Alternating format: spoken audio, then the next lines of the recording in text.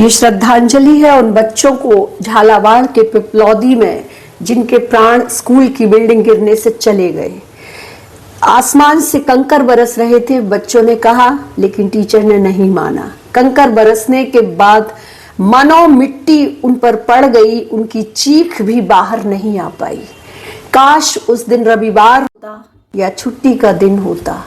काश उस समय रात होती तो घरों के ये दीप बुझ नहीं पाते। काश उस दिन तेज पानी बरस रहा होता, बच्चे कच्चे रास्ते से स्कूल नहीं आ पाते।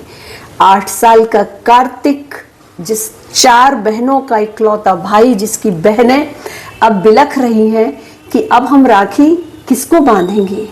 हम रिश्तों को कितनी आसानी से कितने हल्के में ले लेते हैं। सरकारी स्कूलों का जो तंत्र है वो बहुत बहुत दयनीय स्थिति में है। स्कूलों में शौचालय नहीं है, लड़कियां दिन दिन भर पानी नहीं पीती कि वो कहाँ वॉशरूम यूज करेंगी।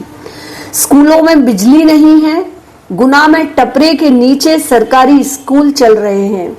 क्या हमारी संवेदनाएं हादसों का इंतजार करते हुए जी रही हैं?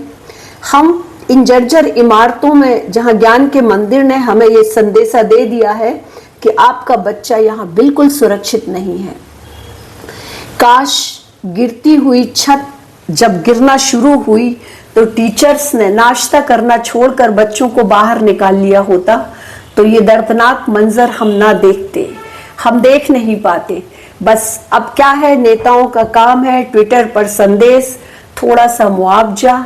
क्या हम किसी का जीवन लौटा सकते हैं? हम नहीं लौटा सकते। क्या हम किसी की पीड़ा कम कर सकते हैं? हम नहीं कर सकते।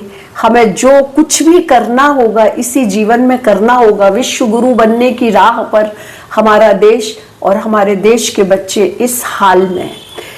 दाल के नाम पर पीला पानी और कच्चे चावल, चाहे बच्चों के पेट दुखे या कुछ भी हो। रसोइये ने कोशिश की उन बच्चों को निकालने की, तो उससे कहा गया मर जाएगा, इधर आ। ये बिटिया चीख चीख के कह रही थी कि मैंने बाहर आके कहा, जब हम कमरे की झाड़ू लगा रहे थे, कि कंकड़ गिर रहे हैं, तो उन्होंने कहा चलो बैठो, लेकिन ये अंदर नहीं गई, इसके प्राण बच गए। अंदर पूरी छत ढह गई। थोड़ी देर में लाशों का ढेर वहां लग गया। इतने बच्चे घायल हुए, उन्हें शीघ्र अतिशीघ्र एम्बुलेंस से झालावाड़ जिला अस्पताल में पहुंचाया गया।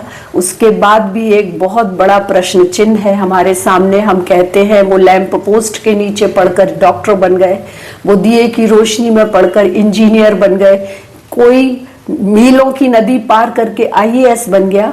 क्या हमारे इन बच्चों में कोई संभावना नहीं थी? यदि संभावना थी तो हमने उस संभावना को सुरक्षित रखने का कोई उपाय क्यों नहीं किया? हमारे लोकतंत्र में इन बिलखती हुई माताओं को देखकर ये प्रश्न है।